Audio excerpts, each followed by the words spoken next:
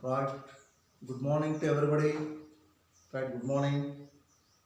మరి మనం ఈరోజు రెండో చాప్టర్లో మరొక ఇంపార్టెంట్ క్వశ్చన్ చర్చించే ముందు నిన్నటి క్లాస్లో ఏ టాపిక్ డిస్కస్ చేశాం? ఒకటి జనాభా పరిణామ సిద్ధాంతం, రెండవది భారతదేశంలో జనాభా పెరుగుదలకు గల కారణాలను తెలుసుకోవటం జరిగింది. మరి జనాభా పరిణామ సిద్ధాంతం అనేటువంటిది ఒక దేశ ఆర్థిక వృద్ధికి జనన మరణ రేట్లు ఏ విధమైనటువంటి ప్రభావితాన్ని చూపిస్తున్నాయో, జనాభా పెరుగుదల విధానంలో ఆర్థికాభివృద్ధికి జనన మరణ రేటు మధ్య ఉన్నటువంటి సంబంధాన్ని వ్యక్తపరిచేటువంటి విధాన పద్ధతే జనాభా పరిణామ సిద్ధాంతంగా తెలియచేయటం జరిగింది. ఈ జనాభా పరిణామ సిద్ధాంతంలో 3 దశలు ఉంటాయని చెప్పుకున్నాం. మొదటి దశ అది 1921 పూర్వ 1951కు పూర్వం. రెండవ దశ 1951 నుంచి 1991 వరకు రెండవ దశగా తెలియచేయటం జరిగింది. మూడవ దశలో 1991 నుంచి ఇప్పటి వరకు ఉన్నటువంటి దశను మూడవ దశగా తెలియచేస్తూ ఉంటున్నాం. మరి మొదటి దశలో జననాలు మరణాలు రెండూ కూడా పెరుగుతూ జనాభా స్తబ్దతగా ఉండే దశగా మనం దాన్ని తెలియచేయటం జరిగింది. ఎందుకంటే వ్యవసాయకు ప్రాధాన్యత కలిగి నిరక్షరాస్యతతో ఉండి సాంప్రదాయ పద్ధతుల ఆచార సాంప్రదాయాల కట్టుబాట్లతో ఉండేటువంటి ఆ సమయంలో భారతదేశంలో జనన మరణాలు వైద్య విధాన పద్ధతుల అమలు లేకపోవడం చేత, ఆరోగ్య సదుపాయాలు అందుబాటులో లేకపోవడం చేత ఆ సమయంలో 1921 పూర్వం 51 పూర్వం కూడా భారతదేశం యొక్క జనాభా స్తబ్ద దశకు జనాభా పెరుగుతూ అనేక రకమైనటువంటి వ్యాధులకు గురవుతూ, కరువు కాట క్షామాలకు గురవుతూ మరణాల సంఖ్య కూడా అదే విధంగా. అందుకే ఇక్కడ జననాలు పెరుగుతున్నాయి, మరణాల సంఖ్య కూడా పెరుగుతూ ఉంటుందన్న విషయాన్ని మనం గుర్తు చేసుకోవటం జరిగింది. అలాగే రెండవ దశలో జననాలు పెరుగుతున్నాయి, మరణాలు తగ్గుతున్నాయి. ఇక్కడ కుటుంబ నియంత్రణ విషయంలో సరైనటువంటి అవగాహన లేకపోవటం, అక్షరాస్యత అప్పుడే ప్రారంభ దశలో ఉండటం, వ్యవసాయక దేశంగా సాంప్రదాయ పద్ధతులు వ్యవసాయాలు కొనసాగింప చేయటం, శ్రామిక సంఖ్య వ్యవసాయ ఉత్పత్తుల్లో ప్రాధాన్యత వహించటం, ఈ క్రమంలో భారతదేశంలో ఆ రెండవ దశ ఉన్నటువంటి జననాల సంఖ్య పెరిగి మరణాల సంఖ్య మాత్రం తగ్గింది. అప్పుడే సదుపాయాలు అందుబాటులోకి వచ్చాయి. మరి ఆ సమయంలో వైద్య సదుపాయాలు అందుబాటులో రావడం చేత, వ్యవసాయ ఉత్పత్తులు పెరగటం చేత సరైన ఆహార పదార్థాలు తీసుకుంటూ మరి జీవన విధానంలో కొంత మార్పు అనేది జరిగి మరణాల సంఖ్య తగ్గింది, కానీ జననాల సంఖ్య మాత్రం అదే క్రమంలో పెరుగుతూ వెళ్ళిపోయింది. అందుకే ఆ దశను ఏమని పిలుస్తున్నామంటే మనము జనాభా విస్ఫోటన దశగా తెలియచేయటం జరిగిందని గుర్తు చేసుకున్నాం. జనాభా విస్ఫోటన దశగా మనం దాన్ని పిలవటం జరుగుతూ ఉంటుంది. తర్వాత ఉన్నటువంటి దశ మూడవ దశ, దాన్ని మరణాలు తగ్గుతున్నాయి, జననాలు కూడా తగ్గుతున్నాయి. ఆధునీకరణ సమాజానికి అడుగులు వేసినటువంటి భారతదేశ ప్రజలు, భారతదేశ సమాజం విద్యా వైద్య రంగాల్లోనూ, పారిశ్రామిక రంగాల్లోనూ, నగరీకరణ పారిశ్రామిక విషయాల్లోనూ ప్రవేశింప చేయటం చేత, స్త్రీ పురుషుల సమానత్వ విధానాలు అవలంబించడం చేత నేడు విద్య వైద్య సదుపాయాలు సాంకేతిక రంగాలు అభివృద్ధి చెంది శ్రామిక సాంద్రత పని దినాల కంటే సాంకేతిక పనిముట్లను సాధనాలు ఉపయోగించుకొని ఇవాళ ఆయా రంగాల్లో ఉత్పత్తుల పరిమాణాలను పెంపుదల చేసుకోవటం జరుగుతూ కొనసాగుతున్న దశనే ఇవాళ దాన్ని మనం ఏమని పిలుస్తున్నాం? కంప్యూటరైజేషన్. ఇవాళ సాంకేతిక రంగం ఉపయోగించుకుని ఆధునిక పద్ధతులు అడుగు పెడుతున్నాం. కాబట్టి ఇవాళ జననాలు తగ్గాయి, మరణాల సంఖ్య కూడా తగ్గాయి అన్న విషయాన్ని గుర్తు చేస్తున్నాం. ఇక మరొక అంశాన్ని గుర్తు చేశాం. జనాభా పెరుగుదల గల కారణాల్లో ఆర్థిక కారణాలు, సాంఘిక కారణాలు, అలాగే అంటే దాంట్లో ప్రధానమైన 3 కారణాలు చెప్పుకున్నాము. అప్పుడు వాటిల్లో ఆర్థిక జననాల రేటు, అల్ప మరణాల రేటు, వలసలు రావటం, ఈ 3 అంశాలనే మరి అధిక జననాల రేటు గల కారణం ఆర్థిక కారణాలని, అల్ప మరణాల రేటుకు సామాజిక కారణాలని, వలసల విషయంలో కూడా జనాభా పెరుగుదల కొంత ప్రాధాన్యత వహించిన విషయాన్ని గుర్తు చేయటం జరిగింది. మరి ఈ విధమైనటువంటి జనాభా విస్ఫోటనాన్ని, జనాభా పెరుగుదలకు ఏవైతే కారణభూతమయ్యాయో, మరి ఆ జనాభాను నియంత్రించడంలో, జనాభాను తగ్గించడంలో భారతదేశ ప్రభుత్వం ఏ విధమైన చర్యలు చేపట్టాల్సిన అవసరం ఏర్పడుతుంది. భారతదేశ జనాభా విస్ఫోటనాన్ని అరికట్టడానికి గల కారణాలని మనం గుర్తు చేసుకోవడం జరుగుతుంది. ఏంటి ఇక్కడ భారతదేశంలో పెరుగుతున్నటువంటి జనాభాను అరికట్టడానికి, నియంత్రించడానికి ఎలాంటి చర్యలు చేపట్టాలి, ఆ చర్యలకు ఉన్నటువంటి కారణాలు మనం ఇక్కడ 3 రకాల కారణాలను తీసుకోవటం జరిగింది.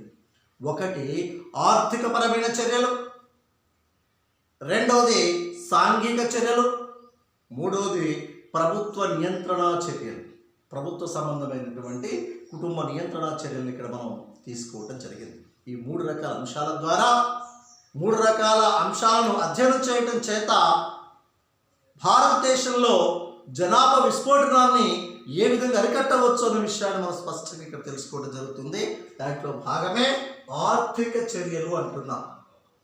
ఏంటి ఇక్కడ ఆర్థిక చర్యలుగా తెలియచేయడం జరుగుతూ ఉంటుంది. భారతదేశంలో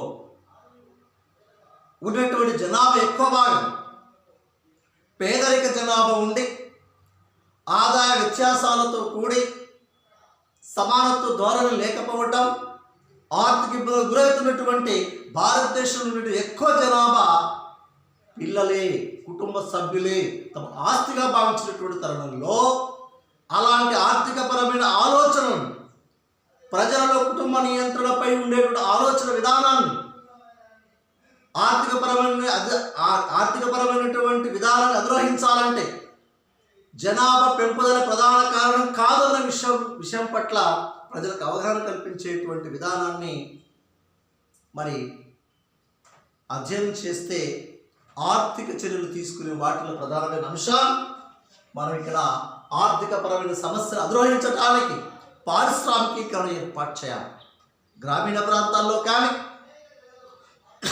పట్టణ ప్రాంతాల్లో కానీ పారిశ్రామిక రంగాల యొక్క విస్తృత విస్తరణ ఏర్పాటు చేయవలసిన అవసరం ఏర్పడుతుంది. ఎందుకంటే పారిశ్రామిక రంగాలలో ఉపాధి ఉద్యోగ అవకాశాలు పొందాలంటే విద్యార్హతలు కలిగి ఉండాలి. ఆ విద్యార్హతలు స్త్రీ పురుషులు కూడా పోటీ పడే విధంగా, స్త్రీల యొక్క విద్యా ఆకాంక్ష పెంపొందింప చేసే విధంగా పురుషులు పారిశ్రామిక రంగాల నగరాల వైపు, పట్టణీకరణ నగరాల వైపు వెళ్ళేటువంటి ఈ యొక్క పారిశ్రామిక రంగాల చేత నగరీకరణ, పట్టణీకరణ జరుగుతూ ఆ ప్రాంతాలలో జనాభా ఎక్కువ ఉండటం చేత నివాసాలకు కూడా ఇబ్బందికరమైన పరిస్థితి ఏర్పడుతుంది.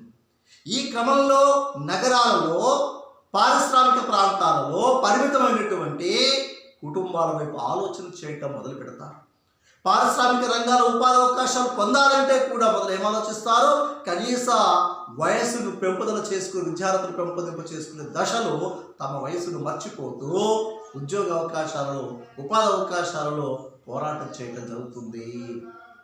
ఈ క్రమంలో గ్రామీణ ప్రాంతాల సైతం కూడా పారిశ్రామిక రంగాలు ఏర్పాటు చేయటం చేత, పరిశ్రమలు ఏర్పాటు చేయటం చేత ఆయా పరిశ్రమల్లో ఉపాధి పొందేటువంటి యువతి యువకుల యొక్క వివాహ వయసు పెరిగే పరిస్థితి కనిపిస్తూ ఉంటుంది. ఈ క్రమంలో ప్రస్తుత వివాహ వయస్సు యొక్క పెరుగుదల వల్ల ప్రత్యుత్పత్తి రేటు తగ్గి జనాభా తగ్గించుకునే అవకాశం ఏర్పడుతుంది. కాబట్టి ఆయా ప్రాంతాలు కేవలం నగర పట్టణాలకు మాత్రమే పరిమితం కాకుండా పారిశ్రామిక రంగాలను గ్రామీణ ప్రాంతాలకు విస్తరింప చేయటం చేత గ్రామ ప్రాంతాల్లో జనాభాను తగ్గించుకునే అవకాశాలు ఏర్పడతాయన్న విషయాన్ని గుర్తు చేస్తాం. మరొకటి ఉద్యోగ అవకాశాల కల్పన. ఇలా ఉద్యోగ అవకాశాలు ప్రభుత్వ రంగాల్లో పనిచేసేటువంటి అంటే ప్రభుత్వ వివిధ విభాగాలలో పనిచేసేటువంటి ప్రభుత్వ ఉద్యోగాల కల్పన విషయంలో విద్యా అర్హతలు కలిగినటువంటి వారికి ఉద్యోగ అవకాశం కల్పించడం చేత ఉపాధి అవకాశాల కోసం, ఉద్యోగ అవకాశాల కోసం విద్యా అర్హతలు సాధించడంలో నిమగ్నుల యువకులు తమ వివాహ వయసును మర్చిపోవటం జరుగుతూ ఉంటుంది. ఈ క్రమంలో పురుషులు కానీ స్త్రీలు కానీ సంతాన ఉత్పత్తి విషయంలో వివాహాల వైపు కాకుండా ఉద్యోగ అవకాశాల వైపు తమ యొక్క మానసిక స్థితిని మళ్లింప చేయటం చేత భారతదేశంలో జనాభాను అరికట్టడంలో ఉద్యోగ అవకాశాల కల్పన అందింప చేయటం. ఇంకోటి ఏమిటంటే పురుషులతో పాటు సమానంగా స్త్రీలకు కూడా ఉద్యోగ అవకాశాలు కల్పించినట్లయితే స్త్రీల యొక్క విద్యాభివృద్ధి నేడు కొంత సమాజంలో గతంలో పురుషులకు మాత్రమే చదువు అవకాశాలు కల్పించి విద్యా అవకాశాలు కల్పించే స్త్రీలకు చిన్న వయసు వివాహాలు చేసి పంపించేటువంటి వారు ఉండే పరిస్థితి. నేడు పురుషులు స్త్రీలను సమాన వయసు వచ్చే విధంగా, సమాన విద్యార్హతలు కలిగి ఉండే విధంగా ఉద్యోగ అవకాశం కల్పించడంలో నేడు భారతదేశ ప్రజలకు ఆలోచన దృక్పథాలలో మార్పులు జరిగాయి. కాబట్టి వారి యొక్క ఆర్థిక స్థితిని పెంపొందింప చేసుకోవటానికి ఉద్యోగ అవకాశం కల్పనను అందిపుచ్చుకోవటానికి నేడు భారత పౌరులు, భారతదేశ ప్రజలు ఉద్యోగాల కల్పన ఎప్పుడైతే జరుగుతూ ఉంటుందో ఆటోమేటిక్గా ఉద్యోగాలు చేసేటువంటి స్త్రీ పురుషుల ఉద్యోగాలు అయితే తమ సంతాన ఉత్పత్తి వైపు 1 or 2 మెంబర్స్, ఒక్కరు ఇద్దరు వైపే సంతానం వైపు ఆలోచిస్తారు. ఉద్యోగ అవకాశం పొందిన స్త్రీ పురుషులు విద్యావంతులు కాబట్టి పరిమితమైన కుటుంబాన్ని ఆలోచించుకొని పరిమిత సంతానం వైపు ఆలోచన చేసి జనాభా తగ్గటానికి అవకాశం ఏర్పడుతుంది. ఎందుకంటే ఉద్యోగాలు చేసేటువంటి భార్యాభర్తలు పిల్లల పట్ల ఎక్కువ సమయాన్ని కేటాయించే సమయం ఉండదు కాబట్టి పరిమితమైన సంతానం వైపు, పరిమితమైన కుటుంబాల వైపు ఆలోచన చేసి వారి యొక్క ఉమ్మడి కుటుంబాలు కానీ, ఎక్కువ సంఖ్యలో ఉండే కుటుంబాల సంఖ్యలు కానీ వాటి స్వస్తి పలికి పరిమిత సంఖ్యలో కుటుంబాలు, పరిమిత సంఖ్యలో పిల్లలు ఆలోచించి జీవన విధానాన్ని కొనసాగిస్తూ తమ యొక్క జీవన ప్రమాణ స్థాయిని పెంచుకునే విధంగా తమ పరిమితమైన పిల్లల యొక్క జీవన ప్రమాణ స్థాయిని, వారి యొక్క ప్రమాణ స్థాయిని, ఆర్థిక స్థితిని మెరుగుపరచుకోవటం వైపు ఆలోచన చేస్తూ జనాభాను నియంత్రించడంలో ప్రత్యక్షంగా దోహదపడుతుందన్న విషయాన్ని గుర్తు చేస్తా. ఇక మరొకటి సమానత్వంతో కూడినటువంటి ఆదాయ పంపిణీ. మన భారతదేశంలో సమానత్వంతో కూడినటువంటి ఆదాయ పంపిణీ లేకపోవటం చేత ధనిక వర్గాలు కొద్దిమంది, పేదరిక కుటుంబాల సంఖ్య ఎక్కువ మంది తయారైపోయారు. ఎప్పుడైతే పేదరిక కుటుంబాల సంఖ్య పెరిగిందో ఆ పేదరికాన్ని అధిరోహించడానికి సంతాన ఉత్పత్తి, తన కుటుంబ సభ్యుల పరిమాణమే తమ ఆస్తిగా భావించేటువంటి పేద కుటుంబాలు ఏం చేస్తుంటాయి? సంతానం వైపు ఆలోచన చేస్తూ అడుగులు వేయటం జరుగుతూ ఉంటుంది. మరి అదే భారతదేశంలో సమానత్వంతో కూడిన ఆదాయ పంపిణీ ఉన్నట్లయితే అన్ని వర్గాల వారికి, అన్ని ప్రాంతాల వారికి, అన్ని మతాల వారికి సమానత్వంతో కూడినటువంటి ప్రభుత్వ ప్రతిఫలాలు అందినట్లయితే, ఆదాయాలన్నీ కూడా అందరికీ సమాన స్థాయిలో చేరుతున్నట్లయితే అసలు అపరిమితమైన సంఖ్యలో కుటుంబ సభ్యుల సంఖ్య పరిమాణం పెంపుదల చేసుకునే విషయంలో ఆలోచన రాదన్న విషయాన్ని కూడా మనం గుర్తు చేసుకోవచ్చు. ఈ క్రమంలో సమానత్వంతో కూడినటువంటి ఆదాయ పంపిణీ ప్రజా ప్రణాళికల ద్వారా, పంచవర్ష ప్రణాళికల ద్వారా, ప్రభుత్వ విధానాల ద్వారా అవలంబించినట్లయితే అసలు పేద కుటుంబాలకు ఎక్కువ సంతానం లేకుండా ఆలోచన రాకుండా పోతుంది. జనాభా తగ్గే అవకాశాలు కూడా ఏర్పడతాయి. ఈ విధంగా భారతదేశంలో ఆర్థికపరమైనటువంటి చర్యలు పటిష్టాత్మకంగా తీసుకొని వాటిని కనుక సక్రమంగా అమలు చేసినట్లయితే 100% భారతదేశంలో జనాభా పెరుగుదలను నియంత్రించడానికి అవకాశం ఉంటుందన్న విషయాన్ని గుర్తు చేస్తాం. ఇక మరొక చర్యలు ఏమిటంటే జనాభా నియంత్రించడానికి సాంఘిక చర్యలు ఉన్నాయి. ఏంటంటే అవి, ఒకటి విద్యా అవకాశాలు అందుబాటులో ఉండటం, విద్యా విధానాలు, స్త్రీ పురుషులకు సమానమైన విద్య, లింగ వివక్షత లేకుండా అందరికీ అందుబాటులో విద్యా విధానాలు సమకూర్చినట్లయితే ఈ విద్యా విధానంలో విద్య చదువుతున్న సమయంలో వారి యొక్క వివాహ వయసును మరచిపోయి విద్యా అభ్యాసంలో విద్యాభివృద్ధిలో వారి యొక్క మనసులను వారి యొక్క ఆలోచనను కేంద్రీకరించడం జరుగుతూ ఉంటుంది. ఎప్పుడైతే పురుషులకు సమానంగా స్త్రీలు కూడా విద్యను అవలంబించడానికి అభ్యసించడానికి ముందుకెళ్తారో వీరి యొక్క వివాహ వయసు పెరుగుతుంది, సంతాన పునరుత్పత్తి రేటు కూడా తగ్గే అవకాశం ఏర్పడుతుంది. ఈ క్రమంలో భారతదేశంలో జనాభా అరికట్టడానికి తీసుకునేటువంటి ప్రధానమైన చర్యల్లో భాగంగా విద్యా వ్యాప్తి జరిగిపోవటమే. విద్యార్థులు అంటే పిల్లల్లోనూ పేరెంట్స్లో కూడా విద్యా విధానాలు ఉన్నట్లయితే పరిమితమైన కుటుంబాన్ని ఆలోచించి ఉన్న ఇద్దరు పిల్లలను వారు స్త్రీలు కానీ పురుషులు కానీ వారి విద్య పట్ల ఆసక్తి చూపించి విద్యలో రాణింపచేసే విధంగా కొనసాగింపచేస్తే వారి యొక్క ఆలోచన విధానాలు విద్యాభివృద్ధి అడుగులేస్తాయి. కానీ సంతానోత్పత్తి వైపు ఆలోచనలు కాకుండా ఉత్పత్తి రేటు తగ్గి జనాభా తగ్గే అవకాశాలు ఏర్పడుతూ ఉంటుంటాయి. మరొకటి, సమాజంలో స్త్రీలకు గౌరవప్రదమైనటువంటి హోదాను కూడా కల్పించాలి.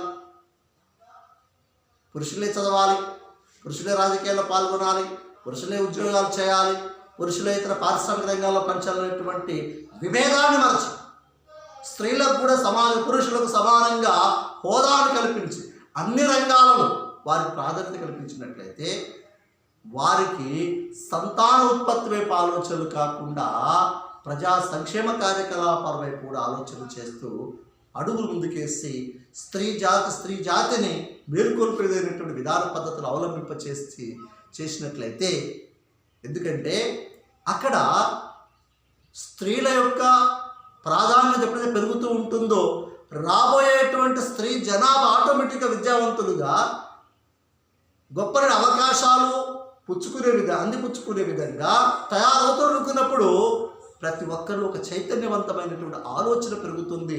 దాంతో స్త్రీలలో వివాహము, సంతానము, కుటుంబము అనే ఆలోచన వైపు కాకుండా విద్య, ఉద్యోగాలు, ఆర్థిక భద్రత, జీవన ప్రమాణ స్థాయి, సామాజిక గౌరవము వీటి వైపు ఆలోచన చేసుకుంటూ అడుగులు వేసుకుపోతున్నట్లయితే జనాభా పరిమాణం తగ్గే అవకాశం ఏర్పడుతూ ఉంటుంది. అందుకే ఎప్పుడైనా విద్య అభ్యసించిన విషయాల్లో కానీ, ఉద్యోగాల విషయాల్లో కానీ, ఇతర అనేక రంగాలలో సంస్థల్లో పనిచేసే విధానాల్లో పురుషులకు సమానంగా స్త్రీలకు అవకాశాలు కల్పించినప్పుడు మాత్రమే ఆ స్త్రీలలో వచ్చేటువంటి చైతన్యమైన మార్పు జనాభా తగ్గుదలకు దారితీస్తూ ఉంటుందన్న విషయాన్ని తెలియజేస్తాం. ఇక మరొకటి, సామాజిక చర్యల్లో తీసుకోవాల్సిన అంశం ఏంటంటే వివాహ వయస్సు. గతంలో మరి ఉన్నటువంటి ప్రస్తుతం కూడా భారతదేశం యొక్క వివాహ వయసు, నిర్ణయించబడిన భారతదేశం యొక్క వివాహ వయసు ఎంత అంటే స్త్రీలు 18 సంవత్సరాలు, పురుషులకు 21 సంవత్సరాలు ఉండాలని చెప్పేసి నిర్ణయించడం జరిగింది.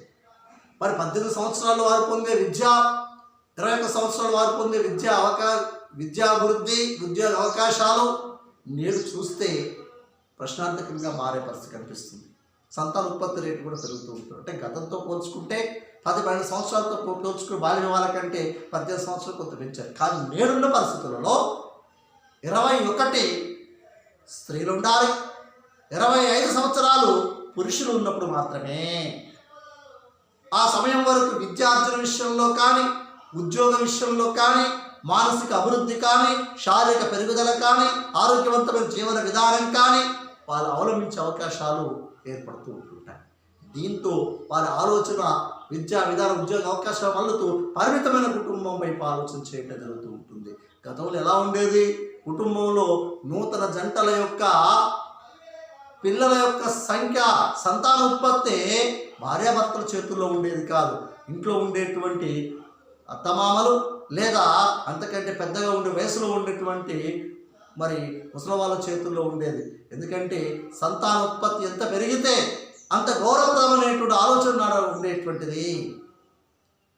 దేవుడు ఇస్తున్నప్పుడు కాలు అడ్డు పెట్టొద్దు అనేటువంటి మూఢనమ్మకాలు నాడు ఉండబట్టే జనాభా పెరిగింది. ఇవాళ ఎవరి నిర్ణయాలు తీసుకునేది లేదు. ఎవరి నిర్ణయాలు తీసుకుంటున్నారు? విద్యావంతులైనటువంటి భార్యాభర్తలు తమకు తామే నిర్ణయం తీసుకొని తమ ఆర్థిక పరిస్థితికి, జీవన ప్రమాణానికి, ఉద్యోగ అవకాశాలకు, భవిష్యత్తులో అభివృద్ధి చెందేటువంటి విధానానికి కావాల్సినటువంటి ఆలోచన విధానం తమకు తామే విద్యావంతులైనటువంటి వీరు ఆలోచన తీసుకొని పరిమితమైన కుటుంబాల వైపు ఆలోచన చేయటం జరుగుతూ ఉంటుంది. ఈ విధమైనటువంటి వివాహ వయసు పరిమాణం మరింతగా పెంచవలసిన అవసరం ఏర్పడుతూ ఉంటుందన్న విషయాన్ని తెలియజేస్తాం. మరి అలాగే మరొక ముఖ్యమైన కుటుంబ నియంత్రణ చర్యలు, భారతదేశంలో జనాభాను అరికట్టడానికి మరొక ముఖ్యమైన అంశం ఏంటంటే కుటుంబ నియంత్రణ చర్యలుగా మనం వీటిని తెలియజేస్తూ ఉంటాం. వాటిల్లో భాగం నెంబర్ 1 ప్రభుత్వ సమాచార పథకము.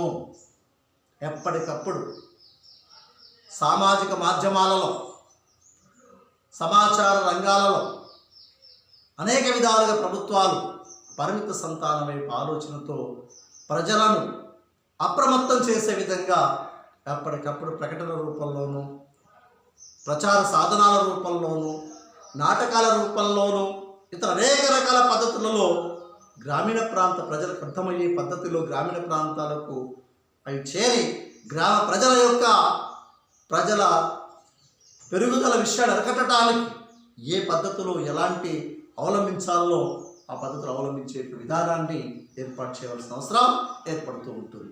ఏదేమైనప్పటికీ కూడా ప్రభుత్వం తీసుకునేటువంటి ప్రభుత్వ చర్యలు ఎలా ఉండాలంటే ప్రజల యొక్క మనసును హత్తుకునే విధంగా ఉండి దానివల్ల జరిగేటువంటి అపాయాలను, మరి అపరిమిత కుటుంబం, ఆదాయాలు తగ్గి అనర్థాలు దారితీస్తున్నటువంటి పద్ధతులలో గ్రామీణ ప్రాంతాలలో ఉండే ప్రజలకు అర్థమయ్యేటువంటి నాటకాల రూపంలోనూ, బుర్రకథల రూపంలోనూ, ఇలా అనేక పద్ధతులలో వారికి సమాచారాన్ని చేరవేయటం చేత కొంతవరకు జనాభాను నియంత్రించడంలో తోడ్పాటు అందింపచేయటం జరుగుతూ ఉంటుంది. కాబట్టి ప్రభుత్వం అనేక రకమైన ప్రచార సాధనాలను ఉపయోగించుకొని ప్రచార పద్ధతులలో అనేక పథకాలను రూపొందించి వాటి ఏర్పాటు చేయటం జరుగుతూ ఉంటుంది. మరొక ప్రోత్సాహకాలు, నిరుత్సాహకాలు, పరిమితమైన కుటుంబాన్ని పాటించేటువంటి కుటుంబాలు ఏవైతే ఉంటున్నాయో ఆ కుటుంబాల ప్రోత్సాహకాలుగా ప్రభుత్వాలు మరి వారికి తాయిలాలు కూడా ప్రకటించడం జరుగుతూ ఉంటుంది.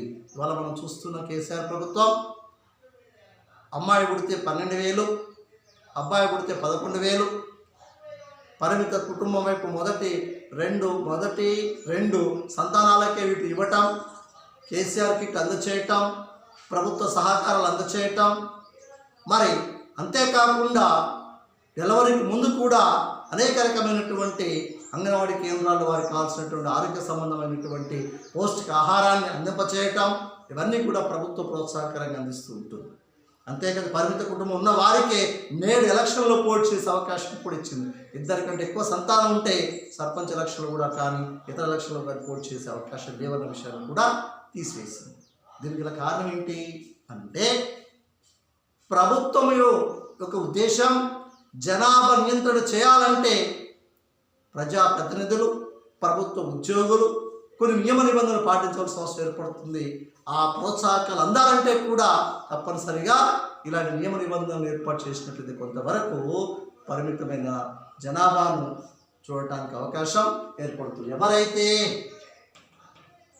ఎవరైతే కుటుంబ నియంత్రణ చర్యలు పాటించరు వారి నిరుత్సాహకాలు కూడా, ప్రభుత్వ ప్రతిఫలాలు వారు అందకుండా, ప్రభుత్వ సంబంధమైనటువంటి పథకాలు వారు చేరకుండా కఠినమైన చర్యలు తీసుకున్నట్లయితే పరిమితమైన కుటుంబం వైపు ఆలోచన చేయటం జరుగుతూ ఉంటుంది. ఈ విధమైనటువంటి ప్రభుత్వ ప్రోత్సాహకాలు, నిరుత్సాహకాల చేత భారతదేశంలో కొంతవరకు జనాభా నియంత్రించడానికి అవకాశం ఏర్పడుతూ ఉంటుంది.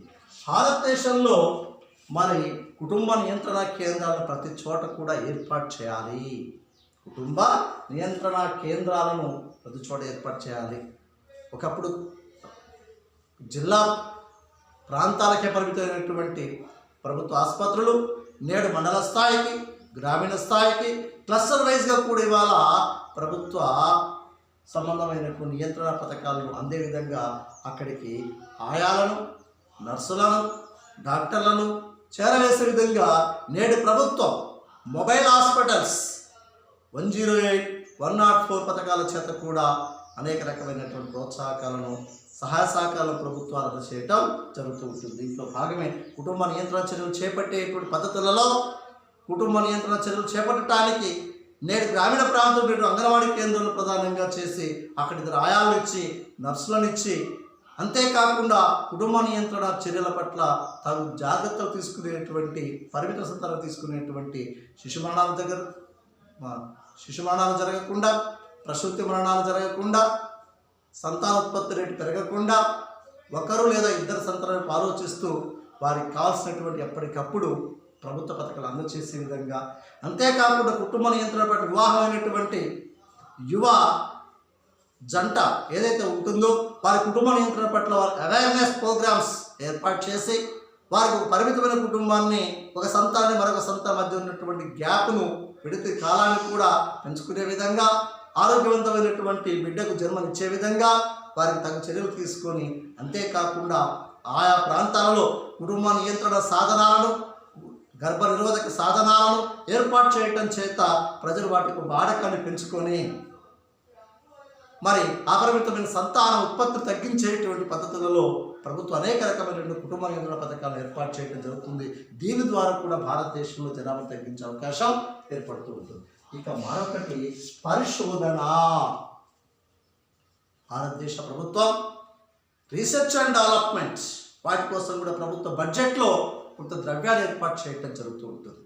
దీని ద్వారా కుటుంబ నియంత్రణను పూర్తి స్థాయిలో తగ్గించడానికి అంటే జనాభా విస్ఫోటనాన్ని పూర్తి స్థాయిలో తగ్గించడానికి, కుటుంబ నియంత్రణ పద్ధతులను పూర్తి స్థాయిలో వినియోగించడానికి మరి ప్రభుత్వము అనేక రకాల చర్యల పట్ల నూతన విధానాలను ఆవిష్కరించవలసిన అవసరం ఉంటుంది.